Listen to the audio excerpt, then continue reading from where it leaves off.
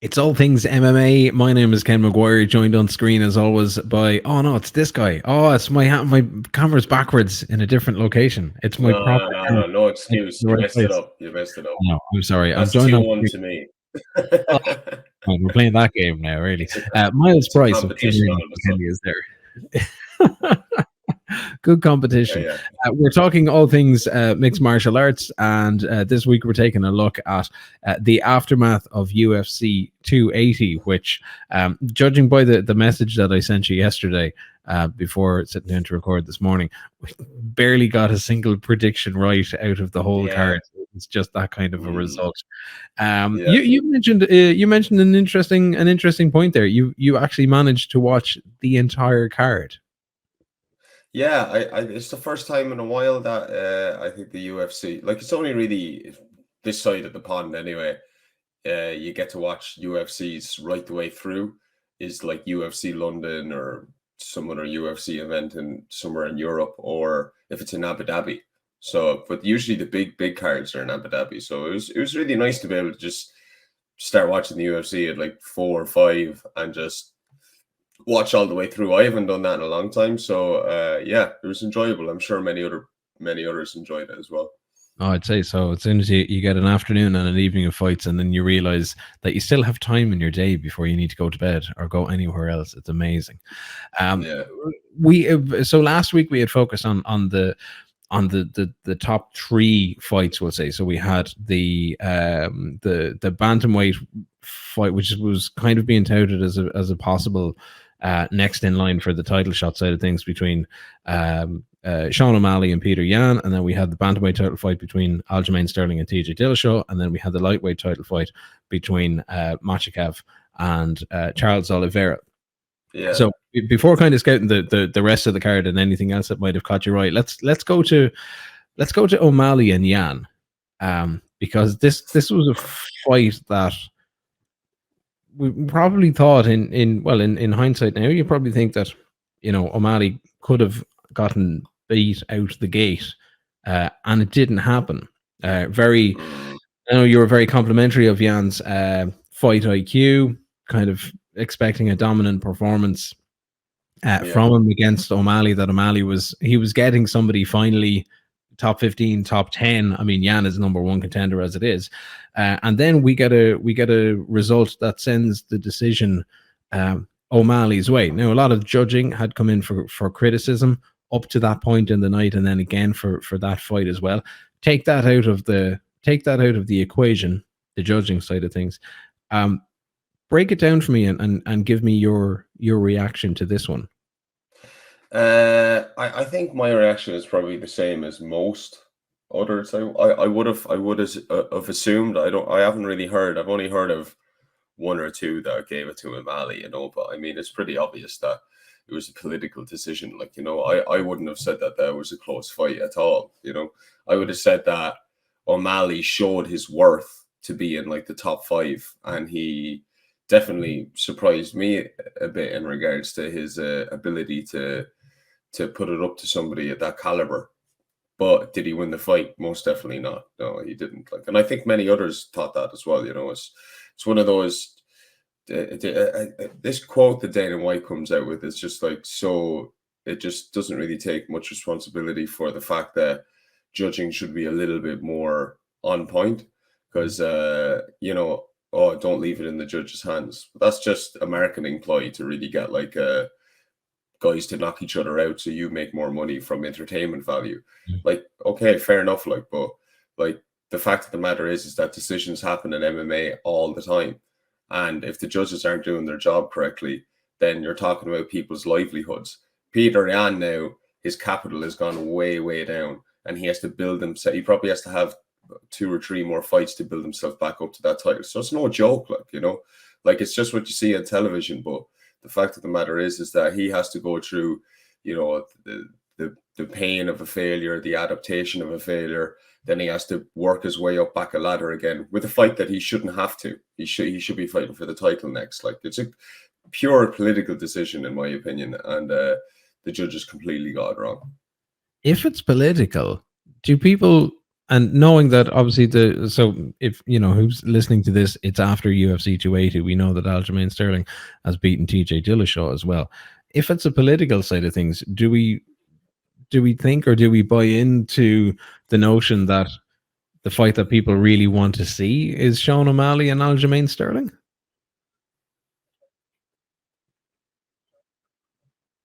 Yeah, because they've seen Peter Yan twice. Like, I really don't believe in coincidences, and I don't like making assumptions. What's that? What's that quote?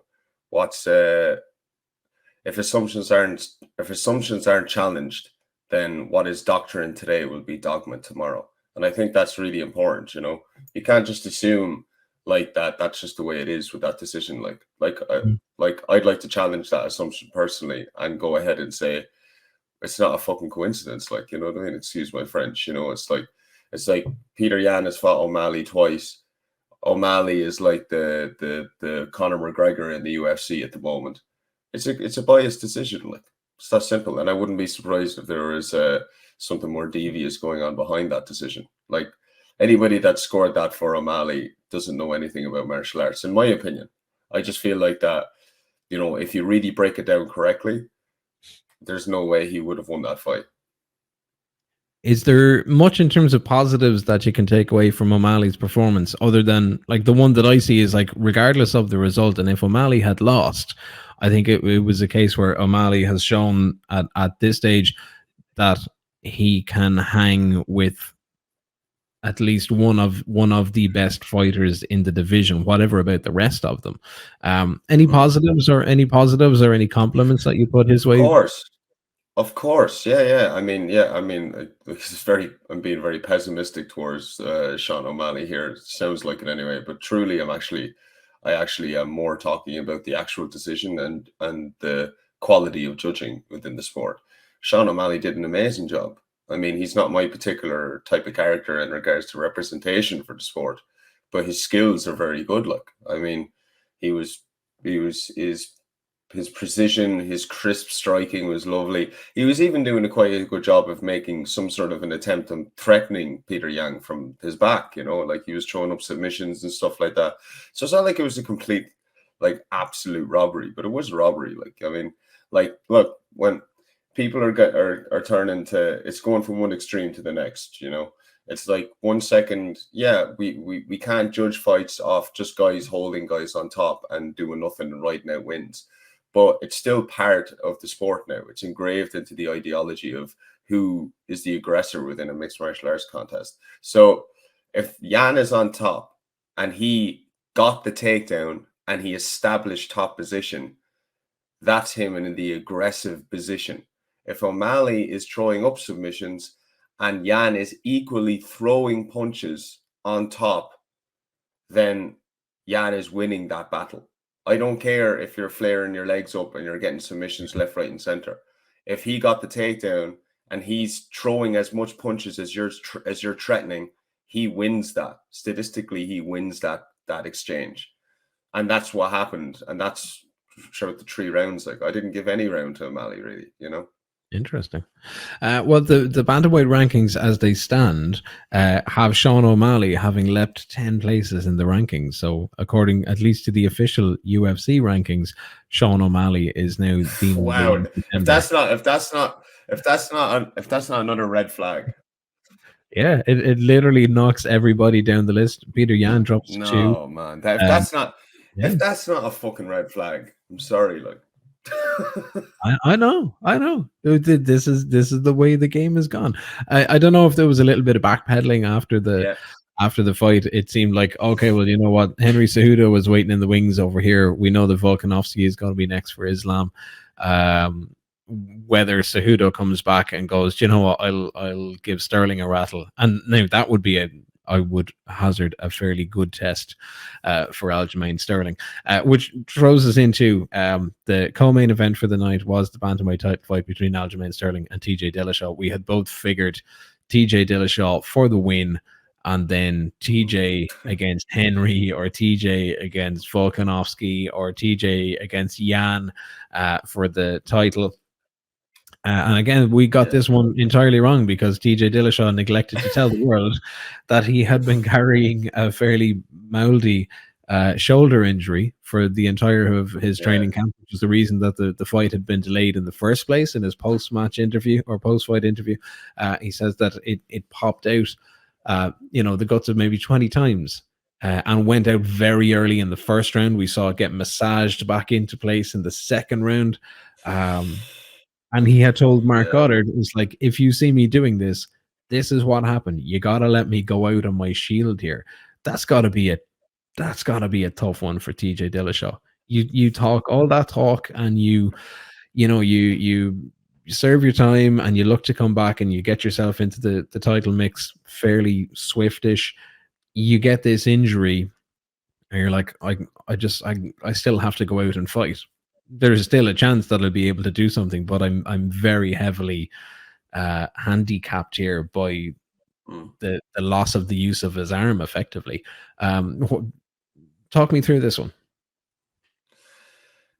Yeah, I think definitely. Well, I mean, it's kind of what exactly what you said, really. Like, I mean, he just did what most athletes do. He's not going to lose the opportunity, so he'd rather go out with an injury and like going against the odds a little bit in order to like take his chances. And as much as TJ gets a bad rep for being the way he is personality wise, he still had enough integrity to apologize to the bantamweight division after in the post-fight interview, which I thought was really respectful of him, and I'm sure that kind of like spread out a lot of understanding to even a lot of other MMA athletes that go through that a lot, that they go into fight with some sort of preconditions that aren't like helping the progress of the match, like an injury, so I had a lot of respect for him for that. I thought that TJ was probably going to win the fight. I thought anyway, but to go in with an injury like that against somebody like Sterling, I don't know if it would have ended up any different. If I was being honest with you, I think I could have been completely wrong with the prediction. Yeah, I think that Sterling could actually be coming into his own at the moment. Yeah, like I mean, yeah, whatever about the shoulder, fine, but like I mean, he just looked huge compared to TJ. He did look very big. Yeah, he looked massive, and like I didn't think he was that big till I saw him against TJ, and I was like, wow, like he is big for the division. And look, if he's taking down Yan and taking Yan's back and holding him there, I mean, his wrestling and jiu-jitsu is very good. Like whatever about his striking, I think that's where he blows his gasket a little bit, is when he gets a little bit trigger happy and emotional in the striking department, and he just loses a lot of energy. But in regards to his grappling, man, I mean, it looks like he's just coming into his own. Who knows if TJ would have done? I think TJ would have done better, but I still think he might have actually lost that match, to be honest. So is in that vein of discussion, are people not giving Aljamain Sterling enough credit? Like, his wrestling game looked quite strong. Yeah, I don't think people are giving him enough credit, to be honest with you. I think he's a lot better than what people give him credit for. Yeah, definitely. So let's say that the matchups happen the way that they're supposed to happen, and then we get Aljamain Sterling and we get Sean O'Malley, and that's our next title fight. Probably not going to happen for somewhere between 4 and 6 months. I would say February, March next year. Yeah, so before we move on to that, right, what's your thoughts on Dana White even mentioning Henry Cejudo? Do you think that's a decoy to take everybody off the scent of the fast tracking of Sean O'Malley? It could be. It could be. I would imagine if Cejudo makes a return in there somewhere, that he has enough. It'd probably piss off the rest of the division because they're all fairly hungry, but he has enough credit in the bank, we'll say, to put himself into the title frame fairly swiftish. Like, the talk had been Cejudo would come back and Cejudo would be the next option for Alexander Volkanovski at lightweight. Sorry, at featherweight, which is a possibility also. Like if you have, so Volkanovski, we know, is now going to be next in line for a crack at Islam Makhachev, wherever that happens. Islam was talking about going to Australia and making that happen at some point next year. Maybe it will. But for Volkanovski to do that, so Volkanovski's got nothing to lose by stepping up. He's got a lightweight title to gain, and he's quite happy to have a stab at it.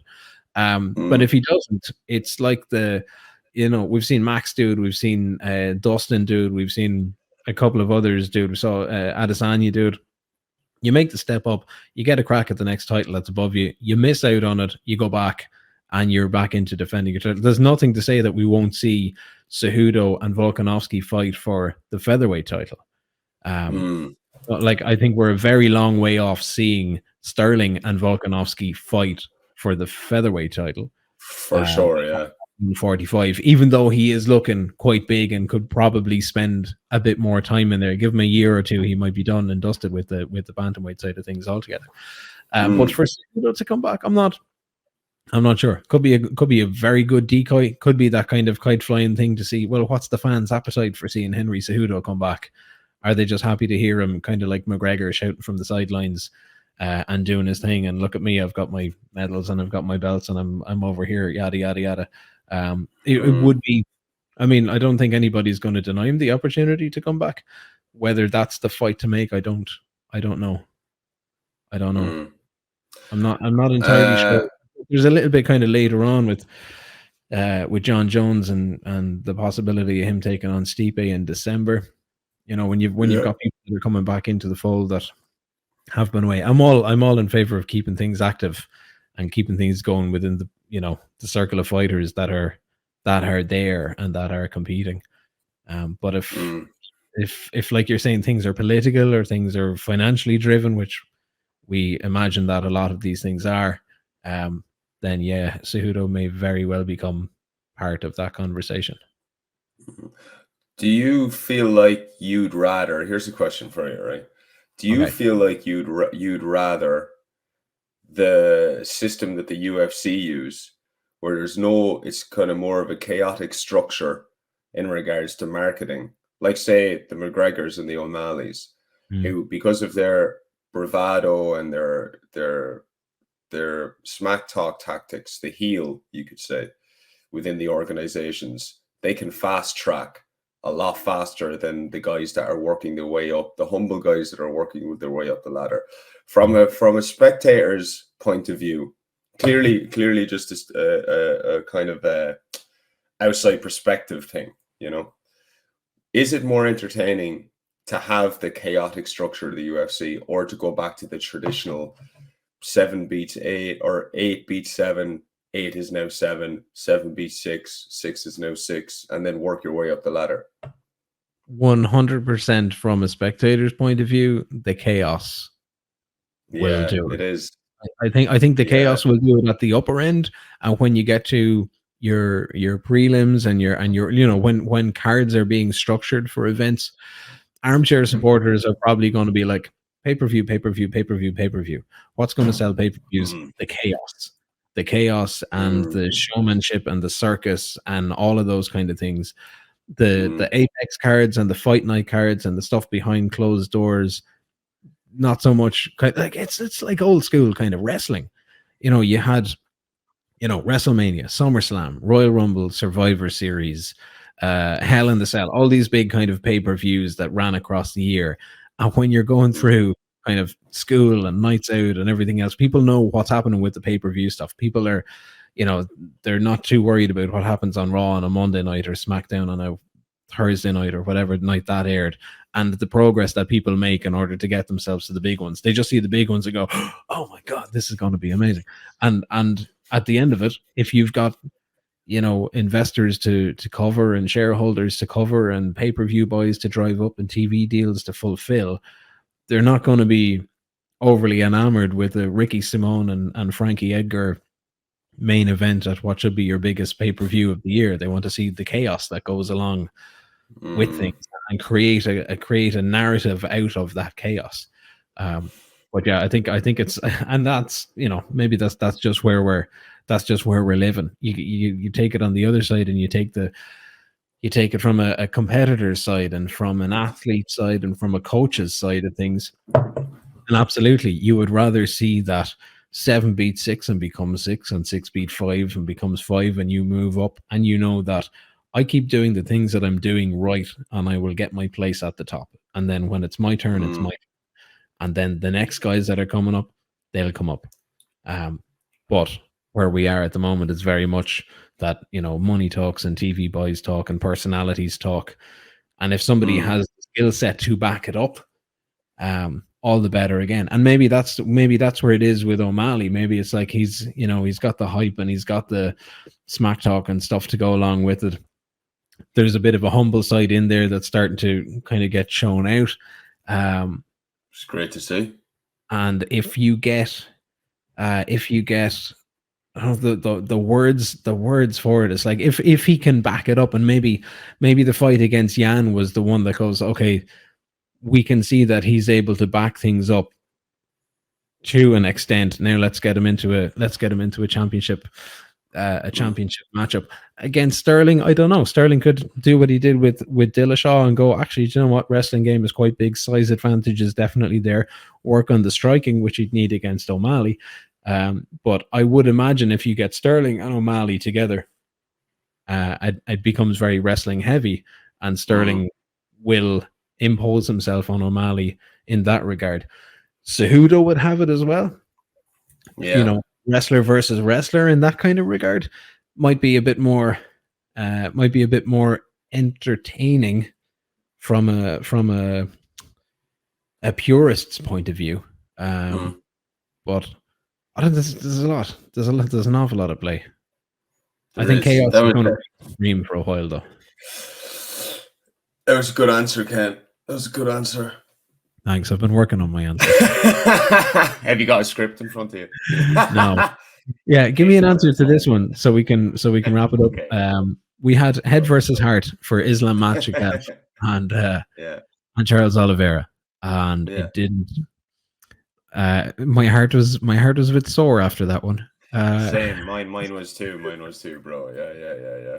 So, and especially for Oliveira, and especially for the manner, we saw the submission attempt, and it went in. This was the head and arm choke, or the arm triangle, and it went in, and it was very quick, and I felt I felt very sorry for Charles Oliveira in that moment. Because now Chaos gets a chance to reign supreme again. I don't know if Charles Oliveira and Islam Makhachev are going to be the fight to make. If it comes around, like you've got, so we know that Alexander Volkanovski is supposedly next in line for Islam. Islam has the win has put himself into number 3 in the UFC's overall pound for pound rankings. After that one, behind Volkanovski and Adesanya. Yeah, I think he deserves that. Yeah, like for Islam, Charles would be number 1 contender, you would imagine at this stage. Dustin Poirier is still knocking around.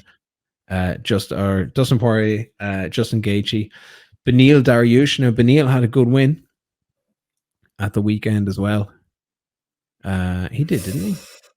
He did. Do you know, excuse me, yawning like crazy this morning. The only thing I will say is, though, is I listened to like an interview on this, an MMA fighting clip, I think I came across on YouTube, and it is so right, you know what I mean? Like, number 1, by the way, just backtracking a bit, you are totally right.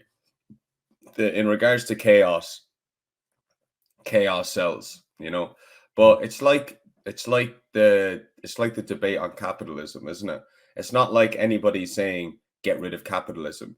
It's saying we need to regulate capitalism so it doesn't get out of fucking control. It's like it's the same with the fight ranks. Chaos makes sense because chaos sells, and that's never going to change. But what can change is the regulation of the chaos. As opposed to O'Malley jumping up 10 spots, he should have jumped up 3. You know, that's what I'm saying. There should be a happy medium. Yes, chaos sells. Yes, we should not get rid of that. That's facts, you know. But we haven't got a steady. We haven't got any filtration system to keep it in order, somewhat in order. There can't be too much order. There can't be too much chaos. There has to be in the middle a little bit, you know. But anyway, moving on. What was the next thing we were talking about there? Sorry, I got lost there. Charles Oliveira and Islam Makhachev. So what happens? What happens next? So we've got ourselves a new lightweight champion. There was a somewhat of an air of inevitability around it. Absolute heartbreak for Charles Oliveira. And I don't know. I don't know if Oliveira and Islam is going to be the fight to make after Volkanovski. No, and I feel like that you're dead right there for sure. I just thought, like, I don't even like, you know, I don't know if you get this. It's almost heartbreaking to think of that in the sense of even I wouldn't feel like it's an exciting thing to watch next, you know, and even though I know it's probably the right fight to make morally, you know, but it's just not exciting. Like, and when you mentioned Beneil and actually the interview, I was looking at the clip, they were talking about this, and this is where the chaos does make sense. Beneil's post-fight speech was all about God and this and that, which is great. You know what I mean? Like, if that's what your beliefs are, super. Whatever gives you power, whatever gives you contentment within your life, whatever you believe in, you know, it's important to have faith in something, you know. But it's so not appealing. Like what Khabib did, like Islam has no personality. Like, really, like, I know because I've met him in person. Like, he's just not that type of guy. He's not going to be a slick guy on the mic. But what he does have is Khabib right beside him every second of the way. And he took the mic and he did the talking. And Islam just did the nodding. And he went along with whatever Khabib said. And Khabib said exactly the right things. We'll go to your backyard. We'll take the title. We're going for that pound for pound spot right now. And Beneil is like, I believe in God. I love God. Give me anybody. Who are you going to give the title fight to? If Beneil had have just spoken up and said, I want to fight for the title. Let's go. You know what I mean? And had some sort of script. Like Michael Chandler is doing it really well. Like his post-fight interviews are epic at the moment, I feel, you know. And they are though. Like he's like, he totally has them scripted. But they sound so good, like, you know. They gave me the last one they did gave me like a little shiver up my spine. I was like, wow, you put a lot of time and effort into that speech, and you can really, he was really articulate with it, you know. Yeah, he did. He's turning out his post fight interviews like those old school wrestling promos. It's great. Where Hulk Hogan was calling out the Ultimate Warrior and Randy Savage is calling out the Undertaker, and it's all of this kind of stuff. But it works really well. Yeah. And I feel that yes, I feel very disappointed for Oliveira because I love Oliveira, like morally and from as a person, as a fighter to fighter, but also as a spectator, he's great to watch it. You just want, like, he was the underdog. Like, he came up, she was so resilient throughout his career in the UFC. All those losses to rebel back and go on the winning streak that he did. Like, I mean, he's the story that everybody wants to hear, that everybody has a chance to come back and make something better of yourself, you know? So I love that, and I'm disappointed for him. But Islam versus Volkanovski just feels right. It's gotten me excited, you know. When that face off happened in the cage, you could see Khabib smirking behind him. He was like, you know, this is working out just perfect, because Volkanovski, in my opinion, you know, I'm just saying, it's going to be a walkover. Islam is going to destroy Volkanovski, in my humble opinion. Yeah, I don't think you're far off the mark. I just think size is just. What would you do? And again, this is coming off the back of social commentary at the weekend. In terms of this champ notion, and now all the talk has turned this week to, oh, McGregor needs another 6 months of testing, or that he has to test for 6 months. Now, they didn't say that he hasn't tested, and they didn't say when this 6 months has to start before he can get back into competition. So the 6 months could have started and could have ended. The 6 months could be starting tomorrow, and then he's back in October, November, December, January, February, March, April, and then he's available. And we're talking about chaos, and we're talking about narrative, and we're talking about all these other things that you say Islam goes out and it's a walkover against Volkanovski, and He'll get Islam McGregor. And Islam is the new featherweight. Oh no, Islam is it's only for the lightweight title. It's not for the featherweight title, obviously. Yeah. No. Islam is the new lightweight title. Okay, well that destroys my that absolutely destroys the narrative that I was going for. McGregor's never going to fight again at featherweight. We're cutting this part out of the podcast. Yeah, or this part is gone. Forget it ever happened. But as narrative and as chaos goes, Islam goes and bulldozes Volkanovski, and then you're like, oh, hello. McGregor is over here waiting in the wings, with leaping over everybody to come back in, because now that's the fight that people want to see, and that ties the whole McGregor Khabib thing, up in knots, and McGregor and Islam up in knots. Do you really think though that McGregor, like, I really have of the opinion that I am, whatever McGregor wants, I think McGregor can get within the UFC. I have no doubt that it's a high possibility that he can get that fight. But is it really as appealing as it should be? See, this is the question the UFC is going to ask. Not at all, because I'd imagine that Islam would roll over McGregor as well. Sorry? I'd imagine that Islam would roll over McGregor as well. Oh, he'd absolutely annihilate him. But the thing is, the question is from the UFC's perspective, because like Connor's like a wild alley cat. He's so unpredictable, you know what I mean? So it's like the UFC are going to go, is McGregor past it? And if so, will we just throw him in? If they're throwing him in, then the UFC have lost their faith in McGregor's abilities, because they're just going to throw him in, milk him for the pay-per-views, and his career is going further and further down the Swanee. So by McGregor getting a title shot without any reason to get one shows the value that the UFC still have on him, which basically means not much, because they just want to milk him for as many pay-per-views as they can before he gets washed up. But that, the UFC follows on. Sorry, that follows on with the same reckoning of, I think anyway, the same reckoning of, we haven't seen Cejudo in an age, so throw him into a title fight. We haven't seen John Jones in an age, so throw him into a title fight, purely on a pay-per-views basis than anything else. They're not doing that with John Jones, though. They're throwing him in against Stipe. They'll give him, but maybe. But if Stipe hasn't fought in 18 months either. That's a good fight for Jones. If the Ngannou fight, or Francis Ngannou, you'd imagine needs a fight as well. If Stipe is a non-runner, then it's like, okay, well let's do Jones and Ngannou. Yeah, I think that the UFC would most definitely do that without any question. Like they just throw anybody with the status that those guys have. I don't know if you could put. They're in the same category, Jones, Cejudo, McGregor, with McGregor and Jones being the extreme versions that probably firmly believe their ideologies. Whereas, and I think Cejudo doesn't really believe. I think he's just using healthy narcissism to portray his ego to make more capital, which is himself. He is his own capital. Same way Chael Sonnen did. Like Chael Sonnen's the same. Like same way Ben Askren, Chael Sonnen, Henry Cejudo.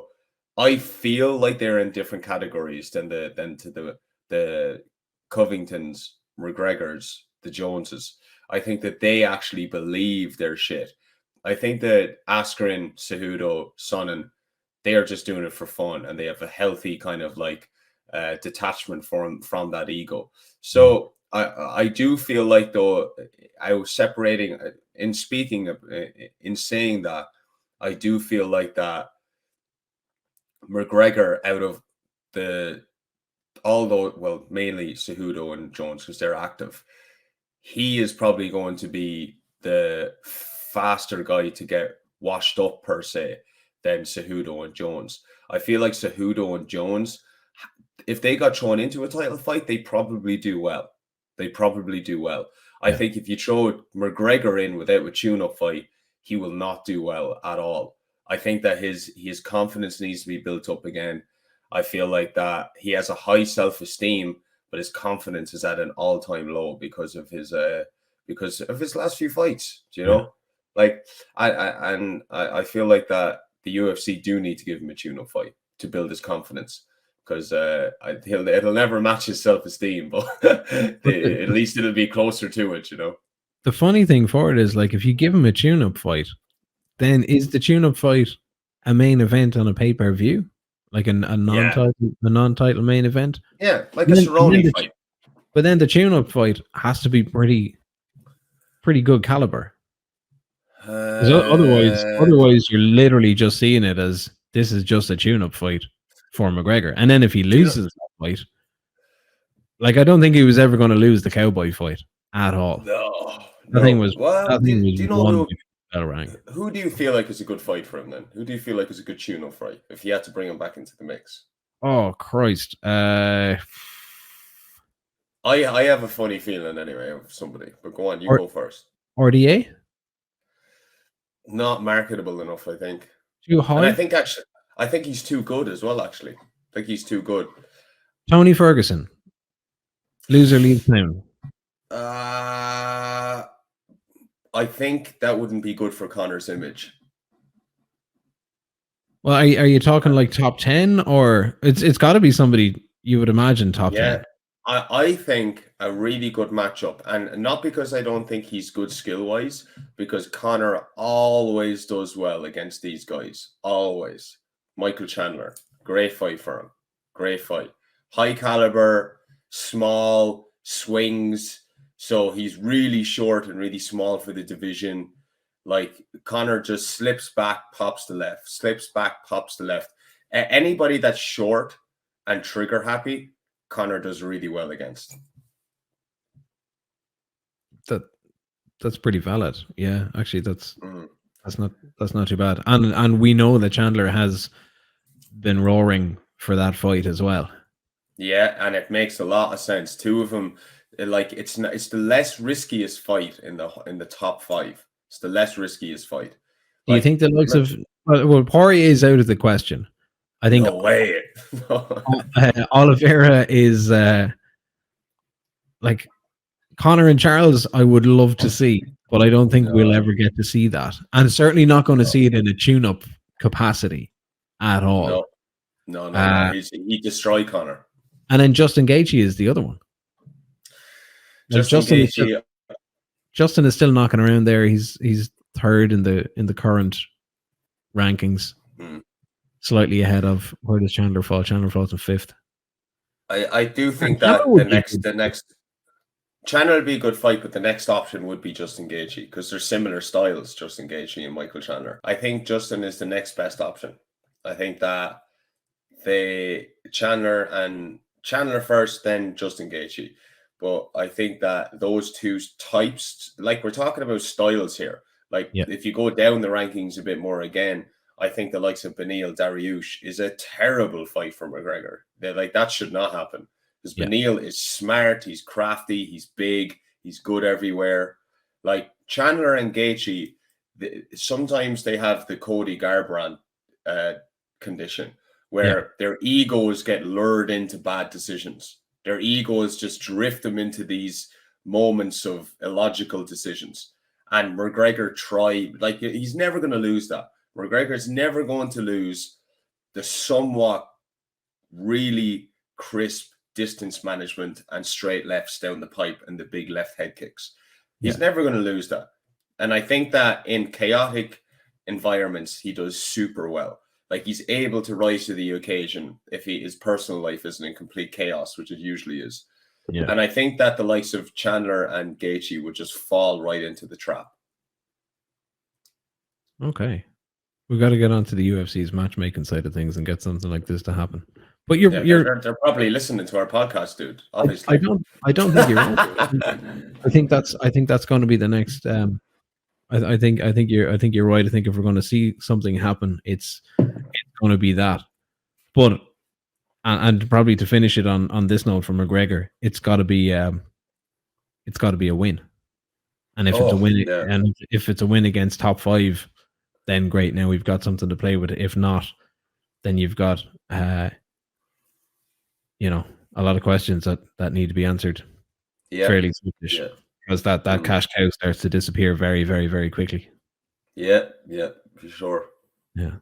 On that note, and on quite a lengthy discussion off the back of UFC 280, anything else that's catching your eye, or anything that's coming up for this week? You've got a couple in jiu-jitsu action. Oh yes, over the weekend. We have there's a good team competing up in Grapple Industries in Dublin, so looking forward to the team putting some effort, putting their performances on the line there. So I'm looking forward to being there with them and enjoying the experience. It's gonna be good. Excellent. Okay. Well, he has been Myles Bryce over this way. I've been Ken McGuire. This has been All Things MMA, and we'll do it all again next week. Good luck.